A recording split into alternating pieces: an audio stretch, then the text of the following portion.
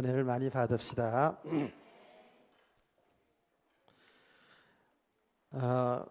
하나님 말씀을 우리가 듣고 또 우리 경림 학생이 또 찬양을 이렇게 들으면서 정말 여러분 은혜를 많이 받으셨죠? 나도 예전엔 좀 겉잘거 했는데 여호와는 나의 목자시니 내가 부족함이 없으리로다.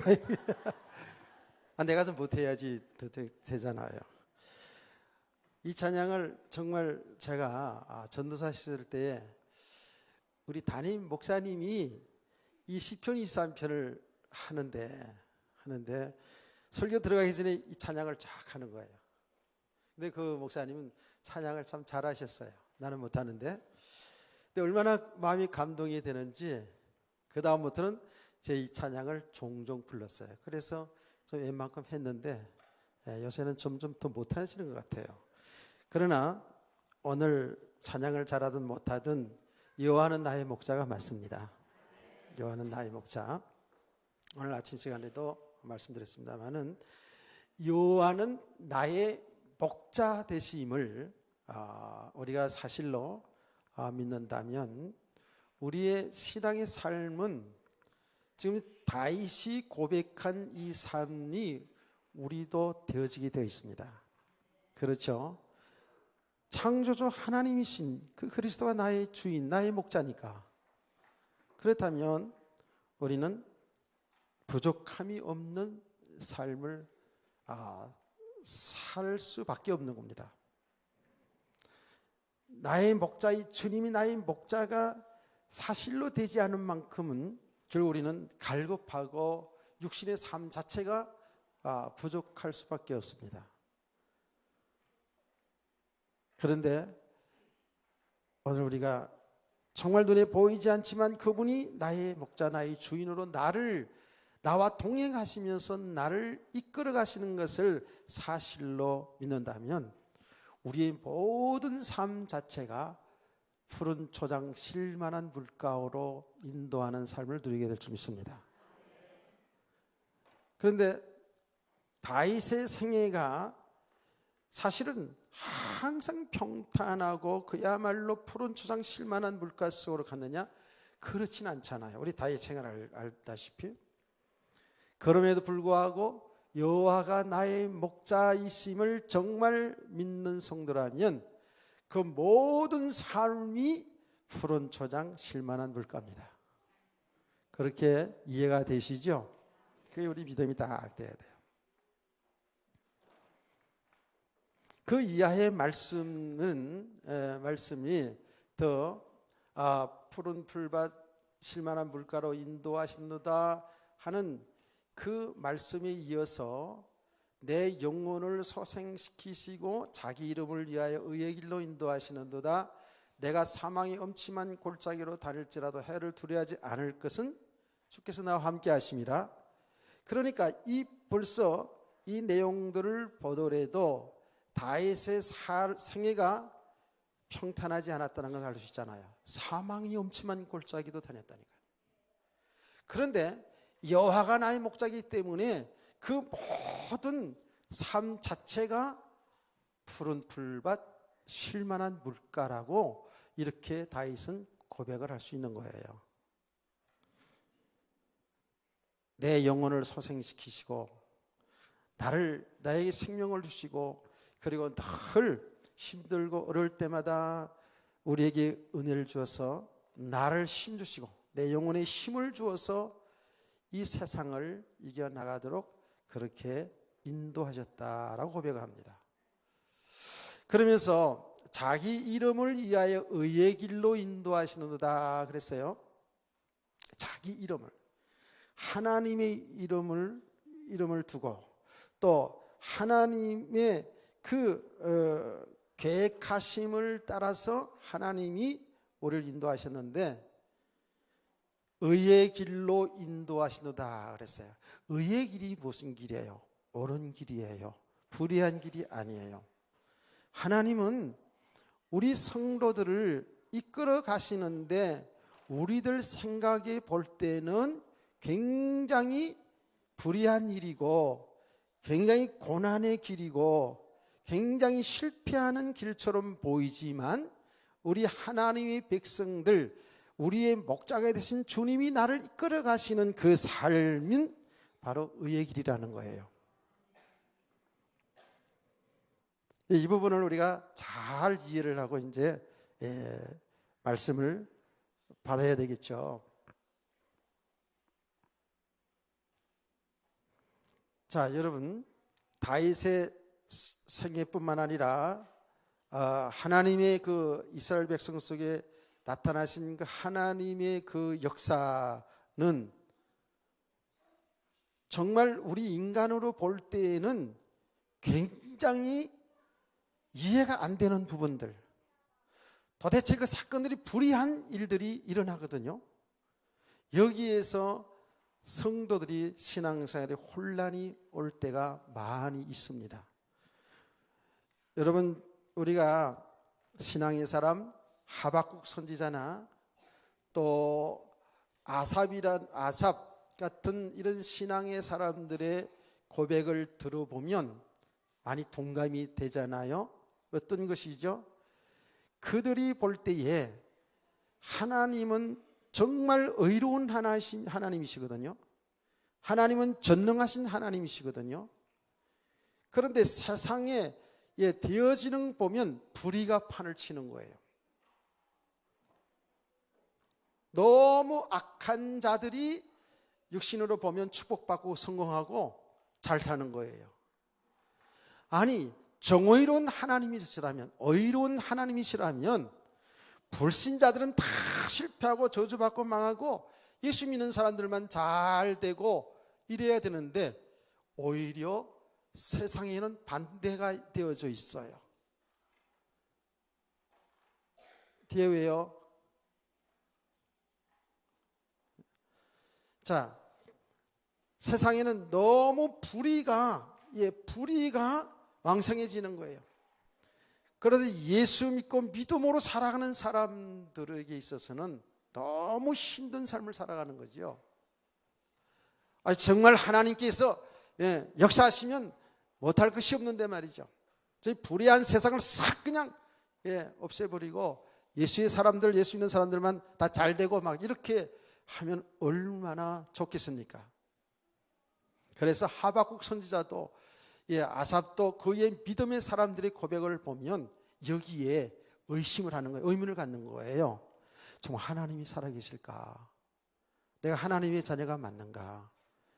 하나님은 우리를 의의 길로 인도한다 그러는데 왜 이런 일들이 자꾸 일어나는 거지? 이렇게 생각하거든요.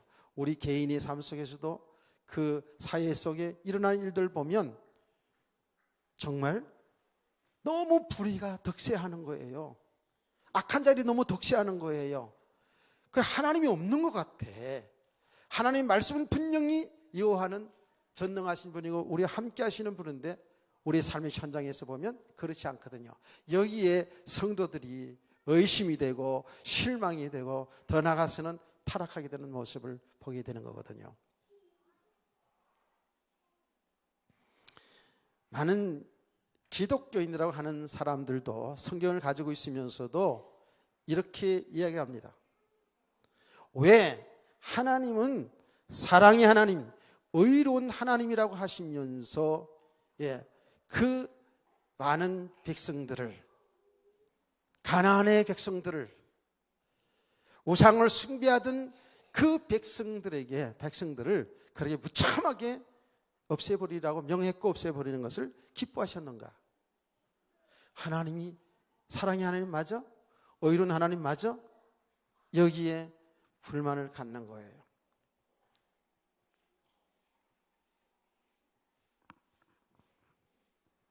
하나님께서 분명히 성경에 보면 하나님이 구원하실 자 구원하시고 은혜 줄 자 은혜 주시고요 이렇게 하신다 그랬잖아요. 그런데 하나님은 의로운 하나님이라면서 왜 구원할 자 구원하고 버릴 자 버리시냐 이거예요. 불의한 하나님이라는 거예요. 그러면 하나님이 불의한 하나님이라는 거거든요. 그건 왜 그래요? 우리 인간의 생각으로 얘기하기 때문에 그래요. 인간의 기준으로 얘기하기 때문에 그래요. 얼마나 잘못된 것인지 몰라요, 그게요. 우리의 생각으로 볼 때는, 우리가 생각할 때는 이게 의로운 것이고 하나님이 하신 일이 이해가 안 되거든요. 제가 어저께 그 이스라엘 열왕기 상하를 쭉 읽으면서 예호라는, 여러분 그 이스라엘의 가장 우상 숭배를 많이 했던 아주 악한 임금 아합왕을 알 겁니다. 아합왕의 아내는 이세벨이죠, 그렇죠? 그 이세벨은 아합왕보다 더 악한 여자가 아니고 더 악한 년이에요, 그렇죠? 보통 악한 사람이 아니요. 여자가 어떻게 그렇게 악한지 몰라. 배우의 이제 배경이 사단이니까 그렇죠. 어쩌면 얼굴은 이뻐가지고 이쁜지 안 이쁜지 모르겠지만 하여튼 간에 그렇게 악하다고. 그래서 얼마나 이건 사람으로 도저히 할 수 없는 그런 일들을 저지르거든요, 아합왕과 이세벨이. 그 이후에 하나님이 예언합니다. 저 아합왕과 이세벨은 완전히 망하게 될 것이다 라고 이제 예언을 하는데, 결국 예후라는 사람을 통해서 그 일이 성취되거든요. 성취되는데 아합왕뿐만 아니라 이세벨 그냥 완전히 던져져 가지고 닭골이 깨져 가지고 피가 터지고 개가 그 피를 핥는 그 연이 있는데 그대로 다 되어진다고요. 그런데 중요한 거는 그 아합 왕족 있잖아요. 그 왕족, 그 왕자들이 70명의 왕자들이 있었거든요. 다 기도 많이 나서, 그죠? 그걸 싹 다 죽여버려요. 예후가요. 우상을 철저하게 숭배하면서 살았던 그 아합 왕의 가문 가족들을요 싹 없애버린다니까요. 하나님은 그걸 기뻐하셨다니까요. 여러분, 인간의 눈으로 보면 아합 왕과 그 이세벨 부모들이 그렇게 하고 그 자녀들이 부모의 영향을 받아서 다 우상을 숭배했겠죠. 그런데 싹 다 없애버리거든요. 사람의 생각으로는 이해가 안 될 뿐만 아니라 오히려 하나님을 불의한 하나님, 어쩌면 잔인하게 볼 수도 있어요. 근데 육신에 나타난 그런 모습은 그렇지만 결국은 왜 그렇습니까? 결국은 죄의 근원을 뿌리 뽑아내는 하나님이 하신 일이거든요, 그거예요. 그렇죠? 그 아합 왕가를 통해 가지고 하나님을 섬기던 이스라엘 백성들이 완전 우상 숭배에 빠져서 하나님을 대적하는 자리에까지 갔던 그 임금과 그 후손들을 완전히 다 없애버리게 하는 거예요. 그 영향력을 다 없애버리는 거예요. 그것은 바로 죄와 지금 싸우는 하나님이시거든요. 죄의 근원을 없애가는 하나님이시거든요. 죄의 삭시 얼마나 무서운 것을 보여주시잖아요. 죄의 대가가 무서운 심판이라는 것을 알게 하시잖아요. 사람들은 이 부분을 굉장히 심상히 여긴다니까요. 사람들은 이런 때 상당히 동정심을 가지고 인간적인 생각을 가진다니까요. 그러면 하나님은 불의한 하나님이셔요? 아니잖아요.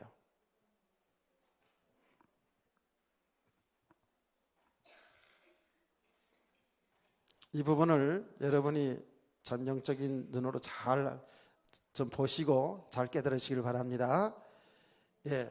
우리의 기준으로 하나님을 어이롭다 부르다는 그 자체가 불경죄예요. 아니요. 하나님이 하시는 일이 의고요. 하나님이 하시는 일이 선이라니까요. 어디에 감히 우리가 하나님이 우리를 왜 택하지 않느냐? 하나님이 왜 구원할 자 구원하고 은혜줄 자 은혜주고 버릴 자 버리느냐? 하나님은 불의한 하나님이라 할 수 있느냐? 하나님은 로마서에 그렇게 말씀하지 않았어요? 전부 우리의 생각, 우리의 기준을 가지고 하나님을 갖다가 하나님이 하시는 일을 갖다가 의롭다 불의하다 이렇게 이야기한다고요. 그 하나님을 대적한다니까요. 성경을 가지고 있는 많은 사람들이 성경을 가지고 있으면서도 하나님의 주권에 도전한다니까요. 지금도요.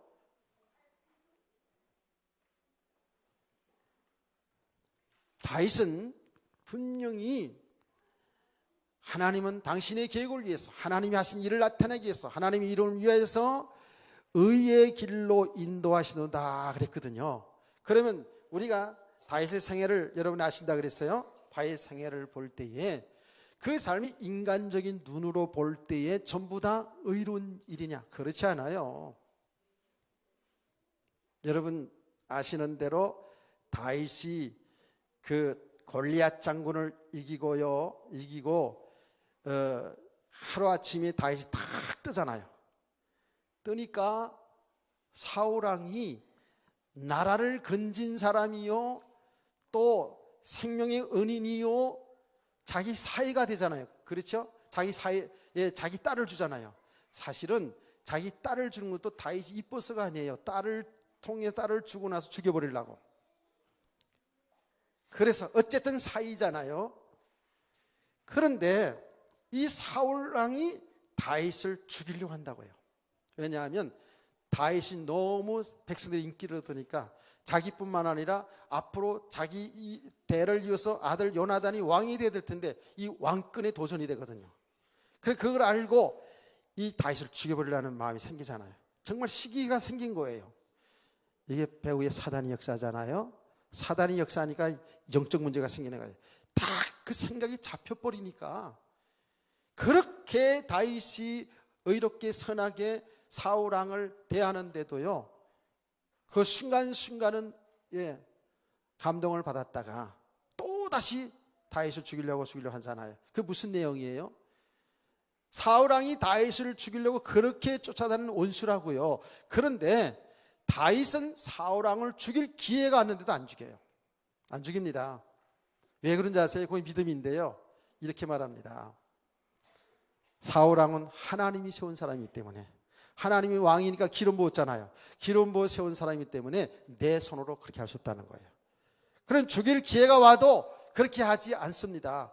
그것을 사울이 볼 때, 그거 알았을 때마다 내가 나보다 낫다, 내가 더 위대하다, 크다, 그러면서 이제 감동을 받고 난 다시 안 할게, 그러고 나서 또 한다니까. 이게 영적 문제예요. 그게 배후의 사단 역사라니까요. 다윗이 하나님의 구속의 역사에 얼마만큼 중요한 사람인 것을 사단은 알거든요. 그러니까 사울 왕을 통해 가지고 사단을 무너뜨리려 하는 거예요. 여기 영적 문제라는 거예요. 그래서 여러분 신앙생활하는 가운데에 이게 시기, 미움, 질투가요, 복음이 안 된 만큼 육신 속으로 있는 한은 이게 항상 있는 것인데 조심해야 돼요. 이게 사단이 역사한다니까요. 자, 여러분, 장인이, 한 나라의 왕이 나라를 건진 그 다윗을 죽이려고 쫓아다니는 것이 이게 의로운 거예요? 불의한 것이죠? 엄청나게 불의한 일이잖아요. 정말 너무나 불의한 일이에요. 이 정도가 아닙니다. 다윗의 아들들이 있는데 다윗의 아들 중에 압살롬이라는 아들이 있거든요. 그 압살롬 아들이요, 성경에 보면 아주 미남자고요. 머리도 염색 안 했어도요, 아주 그냥 머리가 갈색 머리에다가 막 너무너무 멋있고요. 그리고 이 언변이 있고요, 용맹스럽고, 압살롬이 아주 잘난 아들이었어요. 그 내용을 보면은요, 그래서 이 다윗 왕은 압살롬 아들을 굉장히 사랑했어요. 아꼈어요. 그런데 이 압살롬 왕이 배반했다고요. 아버지를 향해서 배반했다니까. 아버지를 향해서 아버지의 왕의 자리를 뺏으려고 사람들을 끌어모아가지고 반란을 일으켰잖아요. 다윗은 아들의 반역 때문에 피난을 갑니다. 피난을 가. 그래서 많은 학자들이, 성경을 해석하는 분들이 이 시는 압살롬에게 피해가면서 그 예루살렘 성을 사모하면서 쓴 글이라고 이렇게 많이 얘기하거든요. 여러분, 이것이 의로운 일이에요. 다윗은 믿음의 사람이에요. 여호와는 다윗의 목자, 우리의 목자가 되신다 그랬잖아요. 그러면 주님의 백성이고 주님이 함께 하시고 주님이 지금 이끌어가는 삶 속에 하나님의 주권 속에서 사울왕의 일이, 이거는 너무 불의한 일이 일어났어요. 아들이 반역하는 일은 더 불의한 일이잖아요. 인간적으로 보면요. 그게 의로운 일이 아니잖아요.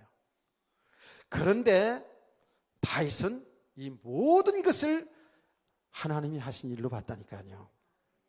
하나님이 하신 일로 봤어요. 이게 의로운 일이라는 거예요. 자기 이름을 위하여 의의 길로 인도하시는도다. 평탄한 길만 간 게 아니에요. 엄청난 고난의 길, 핍박의 길, 죽음의 길. 도대체 사람들 생각으로 볼 때 도대체 말도 안 되는 일이, 장인이 사위를 죽이려 하지 않나? 아들이 아버지를 죽이고 왕권을 빼앗으려고 그러지 않나? 이런 불우한 일들이 다 일어났음에도 불구하고 다윗은 정확하게 하나님의 의의 길로 인도하시다 그러거든요. 그 말이 뭡니까? 하나님이 하신 일로 봤다는 거예요. 아멘. 우리의 신앙이 이렇게 가야지만이 신앙이 실족하지 않습니다. 이렇게 되지 아니하면 어떻게 되지 아니하면 모든 일 속에 하나님이 하시는 일, 하나님이 지금 그 하나님의 계획을 이루어나가신 일이거든요. 하나님이 구원하시는 그 일을 이루어나가는 그 속에서 일어난 일들인데, 그 일어나는 일들이 그야말로 평탄한 길도 있을 수 있고 고난의 길도 있다고요. 그 일어나는 일이 축복일 수도 있고 정말로 이렇게 엄청난 죽음의 길을 가는 길도 있을 수 있거든요. 이거를 하나님의 주권 속에 일어나는 일로 봤다고요. 다시 말하면 하나님이 하시는 일이 의로운 일이라는 거예요. 하나님이 하신 일이 선한 일이라는 거예요. 그러니까 제일 마지막 절에도 이러잖아요. 내 평생 선하심과 인자하심이 반드시 나를 따르니 그러거든요. 이 눈이 안 열려지면, 이렇게 삶이 보여지지 아니하면 어떻게 된다고요? 응답 받았을 때, 왕이 되었을 때에, 축복을 받았을 때에 바로 교만해집니다. 그렇다도 하나님, 우리 인간은 죄성이 있기 때문에요, 하여튼 순간순간 우리 하나님 자리에 가거든요. 이 눈이 안 열려지면 어떤다고요? 고난의 길을 갈 때, 힘든 길을 갈 때 여기에 다 무너집니다. 원망이 오고 불평이 옵니다. 여호와는 나의 목자신, 내가 부족함이 없으리라, 이 고백할 수가 없지요. 지금 고난이 당한대요. 지금 어려움이 왔는데요. 지금 실패가 왔는데요.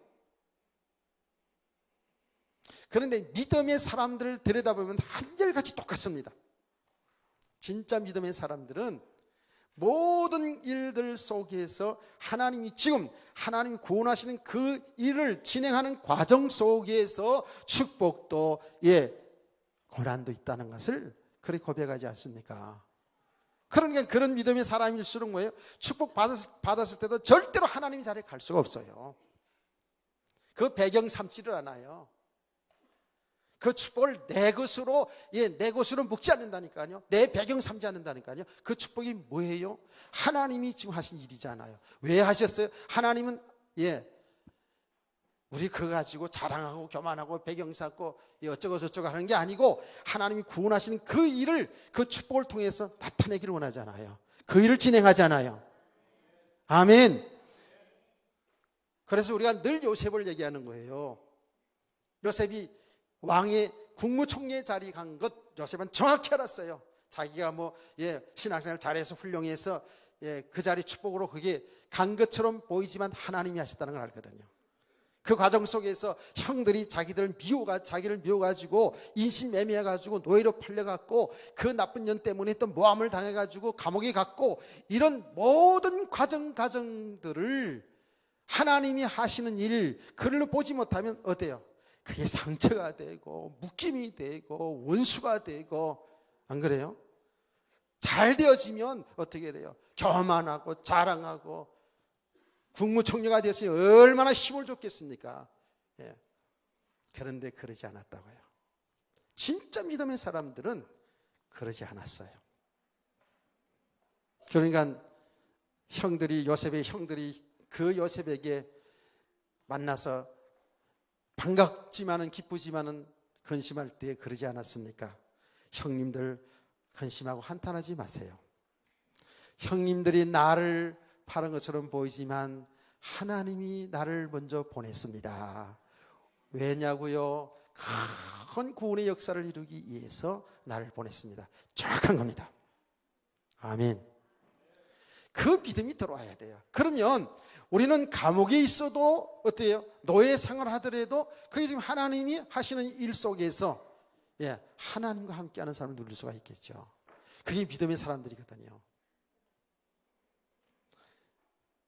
바울 사도가 감옥에 가서도 하나님 앞에 찬송할 수 있었던 것, 감사할 수 있었던 것은 감옥에 있으면서도 성도들에게 항상 기뻐하라, 내가 다시 말하는 기뻐하라, 범사에 감사를 했던 것이 그냥 그게 하는 말이 아니고 그냥 설교를 위한 설교가 아니고요, 그의 신앙의 고백이었어요. 삶이었다고요. 어떻게 그럴 수 있어요? 여호와는 나의 목자시기 때문에. 그분이 하시는 그 모든 일이 의로운 일이기 때문에, 내가 볼 때는 불의한 일이고 우리 인간이 볼 때는 정말 힘든 일이고 불의한 일처럼 보이지만 그 일이 하나님이 하시는 일이었어요. 아멘. 이 눈이 열려져야지만이 되는 거거든요. 근데 우리는 항상 우리 기준 속에서 우리 생각 속을 벗어나지를 못해요. 그래서 우리 한계를 못 벗어나는 거예요. 내게 전부 잘 되는 쪽으로만 생각한다니까요. 여러분, 우리 성도들이 이제는 조금 이제 신앙생활을 끌어야 된다 그랬죠. 너무 잘 되고 평안한 것만을 요구하지 마세요. 그게 진정한 축복이 아니에요. 우리 인간은 어쩔 수 없어요. 누구든지 잘 되고 좀 잘 되고 높은 자리 가고 배경이 되어지면은요, 그 행사를 반드시 하게 돼 있어요. 하나님의 자리 가게 되어 있다니까. 그건 누구든지, 그게 육신적인 배경이든 영적인 배경이든 조금만 배경 쌓아보세요. 그거 전부 다 그 배경 삼아서 하나님 노릇하게 되어 있다고요. 애들이고 어른이고 똑같아요. 맞습니까? 그럼 또 얘기해야 되는데, 그러니까 우리가 신앙생활 오래 한 것도 잘할 게 아니죠. 그 오랫동안 하나님 은혜 주셔서 믿음 생활한 것이 얼마나 감사해요. 여러분, 하나님이 축복을 받아서 교회 헌신 많이 한 것도 잘할 거 없죠. 하나님이 하신 것이죠. 하나님 은혜로 주신 거잖아요. 하나님이 복음 때문에 주신 거잖아요. 그러니까 너무 우리는 우리 육신의 기준을 가지고 예수 믿으면 잘 된다는 이런 기준 속에 있으면 안 돼요.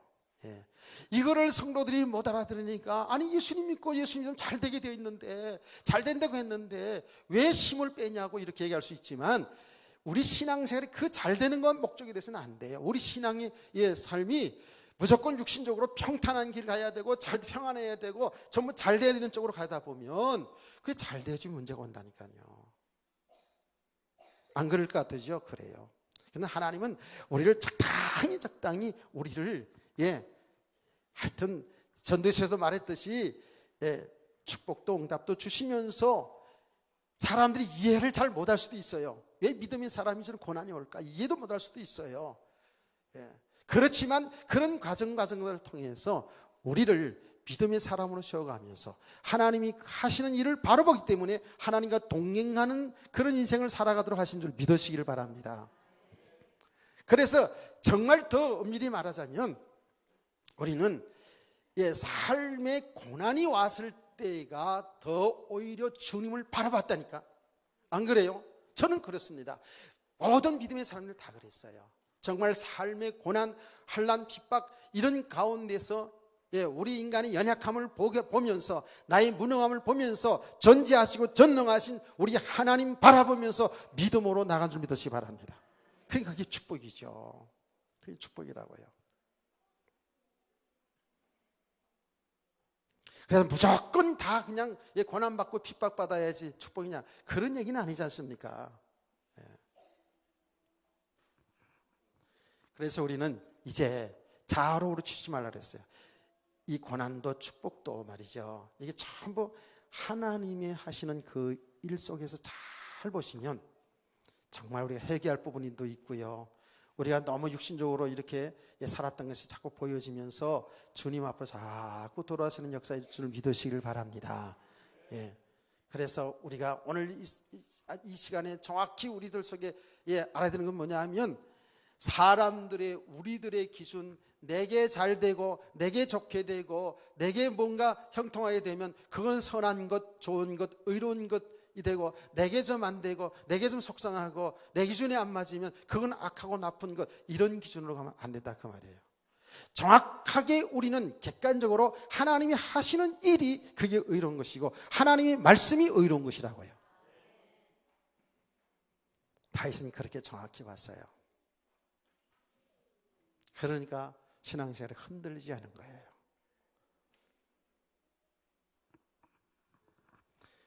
자, 이렇게 이런 믿음을 가졌으니 4절 말씀이 당연히 이 4절 말씀이 연결이 되잖아요. 내가 사망의 엄침한 골짜기로 다닐지라도 해를 두려워하지 않을 것은 주께서 나와 함께 하심이라. 주의 지팡이와 막대기가 나를 안위하시나이다. 할렐루야. 사망의 엄침한 골짜기로 다닐지라도 해를 두려워하지 않았다 그랬어요. 왜? 주님이 함께 하시니까. 시편 3편 5절도 아주 똑같은 그런 아주 유명한 말씀이죠. 천만인이 나를 둘러싼다고 해도 나는 두려워하지 않는다 그랬어요. 왜요? 주님이 나와 함께 하시니까. 이런 믿음의 삶을 되기를 원합니다. 실제로 다윗은 그 죽을 고비를 얼마나 많이 넘겼습니까? 자기 장인 사울왕이 그 권세를 가지고, 왕의 권세를, 왕권을 가지고 군사를 풀어가지고 다윗을 죽이려 했던, 그야말로 풍전동화라 그러죠. 바람 앞에 등불, 이런 순간들이 얼마나 많이 지나갔습니까? 그는 왕을 피해가지고, 사울을 피해가지고 저 멀리 이방 나라에 가가지고, 이방 나라에 가가지고 죽을 뻔한 일이 또 얼마나 있어요. 그래서 때로는 막 미친 짓을 하면서 거기서 벗어나기도 하고요. 압살롬을 피해가지고 피난 가는데 그렇게 신실하다고 생각했던 신하들이 배반을 하고요. 그야말로 육신의 그 고통뿐만 아니라요, 육신의 죽음의 그 그림자뿐만 아니라요, 그 인간적으로 볼 때 정말 너무 힘든 그런 과정들이 있었다고요. 그럼에도 불구하고 다윗이 여기에서 낭망하지 아니하고, 여기에서 실족하지 아니하고, 그 모든 원수 같은 사람들을, 자기를 헤아렸던 사람들을 원수로 얘기하지 아니하고 승리할 수 있었던 것은 그 모든 것이 하나님의 인도하시는 길인 줄로 믿었단 말이에요. 그게 하나님의 의로 믿었다고요. 하나님의 선하신 일을 믿었다니까요. 그러니까 그렇게 얘기하잖아요. 다윗왕을 향해가지고 막 배반해가지고 막 조롱하는 그 사람을 향해가지고도요, 옆에 있는 신하들이 너무 민망해가지고, 왕이요, 저 쫓아가서 그냥 단칼에 베어버리겠다고. 시므이라는 사람 있잖아요. 그렇죠? 다윗왕이 피신갈 때 막 그냥 조롱했지 않았어요? 단칼에 베어버리겠다 그래도 그러지 말라 그랬잖아요. 그게 하나님이 하신 일이 아니겠느냐. 그러니까요, 자기를 욕을 하는데도 불구하고 다윗은 그 사람의 욕하는 것이 하나님이 하시는 일이 아니겠느냐 그랬잖아요. 그걸 통해 자신을 본 거예요. 우리는 그렇게 욕한다 그러면 얼마나 화딱지나요. 아이고, 저게 그냥 내가 왕자리에 있을 때는 말 한마디도 못하던데, 그러더니 왕의 자리에 피신하니까 저런 말을 해? 그것도 사실은요, 정말 그 정도 말할 사람도 아닌데, 일반 백성인데 말이죠. 그 다윗을, 왕을 향해서 그렇게 말을 했다고요. 근데 다윗은 그것을 하나님이 하신 일로 봤다니까요. 자, 우리가 이렇게 볼 수 있는 게 있다면 정말 대단한 믿음이죠. 우리는 누가 조금만 자존심만 상해도 저거 봐라, 여기 까먹었다 하는 게 까불어, 이렇게 되잖아. 그렇죠? 그래, 안 그래요? 여러분도 안 그런 것 같아가지고 내가 할 말을 못하겠네. 정말 여호와를 나의 목자로 그 주님이 나와 함께 하시는 사실적인 믿음을 가졌어요. 그러니까 그 사망이 엄침한 골짜기에서도 두려워하지 않고 염려하지 않고, 또 때때로 두려움과 염려 속에 오더라도 그 주님이 함께 하심을 믿기에 그분을 바라보면서 승리해 나간 줄로 믿으시기를 바랍니다. 아멘. 주께서 내 원수의 목전에서 내게 상을 차려주시고 기름을 내 머리에 부으셨으니 내 잔이 넘치나이다. 원수의 목전에서 상을 차려주시고, 밥상을 차려줬다는 거예요. 상을 차렸다는 거죠. 이런 영적으로 보면은요, 우리가 이렇게 쭉 살아가는 가운데에 그야말로 사단 마귀 원수들의 목전에서 우리가 얼마나 축복의 자리에 있는가를 보게 할 거예요. 하나님이 보게 할 줄 믿으시기 바랍니다. 아멘. 원수의 목전에서 우리에게 상을 베풀어 주시고, 나는 생각이 되어지더라고요. 세상에 살 때 부자와 나사로 알잖아요. 부자는 너무 떵떵거리고 너무 잘 살았어요. 하나님 믿지 않았어요. 나사로는 가난하고 그렇게 거지 같은 삶을 살았어도 하나님이 백성이었어요.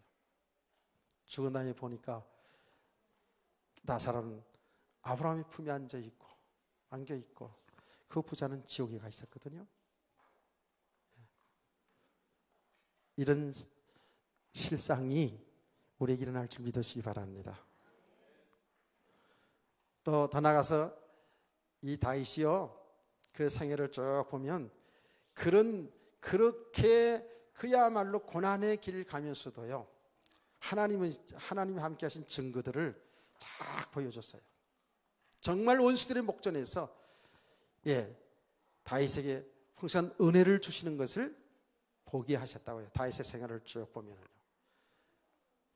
기름을 내 머리에 부으셨으니, 잔치의 때 기름을 부으신 사람들에게, 일반 이스라엘 백성들은 잔치 때 또 혹은 손님들에게 기름을 붓는다고, 이렇게 기름을 부으시고 내 잔이 넘치나이다.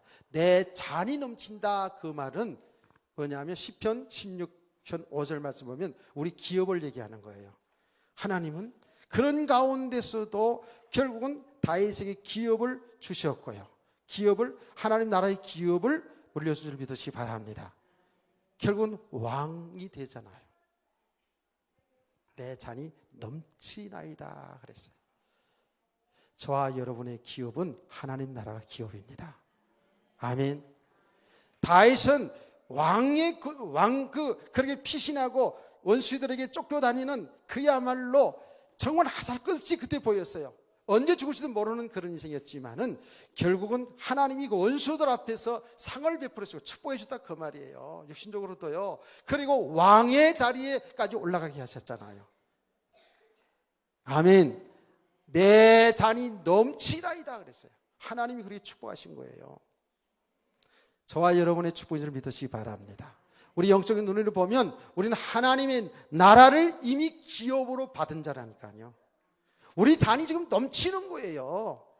우리는 육신의 눈으로 보니까 지금 우리가 참으로 모자란 자 같고 축복받은 자처럼 보이지만, 영적인 눈으로 보면 이미 우리는 하나님의 자녀고 하나님의 기업을 이미 받은 자, 넘치는 그런 고백이 있어야 될 줄 믿으시기 바랍니다. 우리가 지금 실제적으로 뭔가 닿지 않으니까 우리가 복을 못 받은 것처럼 보이는데, 우리는 이미 예수 믿어서 하나님의 자녀가 되는 순간에 하나님 나라를 상속자요, 하나님 나라를 이미 유업으로 받은 자예요. 우리 잔이 넘치는 거예요. 나만 세게 하네. 이런 믿음이죠. 이런 믿음의 사람들을 되시기를 주의 이름으로 축복합니다. 축원합니다. 오늘 이 시간에 이 추수감사절에 가장 중요한 것, 여호와는 나의 목자, 이 부분 확실하게 믿음을 가지고 여러분의 삶 속에서 언제든지 그 목자 되신 주님과 동행하는 삶, 늘 주님을 바라보고 사는 삶, 그래서 행복한 인생, 그래서 감사하고 찬송하고 그런 성도의 삶이 되기를 예수님의 이름으로 축복합니다. 기도하겠습니다. 하나님 아버지, 오늘 주신 말씀을 통해서 예화는 우리의 목자가 되셔서 우리 모든 인생 가운데 실만한 물가, 푸른 초장으로 인도하시는 사실을 믿습니다. 그 모든 삶이 우리를 의의 길로 인도하는 삶인 것을 믿습니다. 우리 하나님의 사람들이 이 영적인 눈이 떠져서 어떤 경우에도 좌로우로 치지 아니하고 주님과 동행하며 정말 모든 삶 속에서 감사가 넘치고 기쁨이 넘치고, 그래서 우리의 삶을 통해서 거룩하심을 나타낼 수 있는 행복한 성도들 인생이 되게 하여 주시옵소서. 주 예수 그리스도의 이름으로 감사하고 기도하옵나이다. 아멘.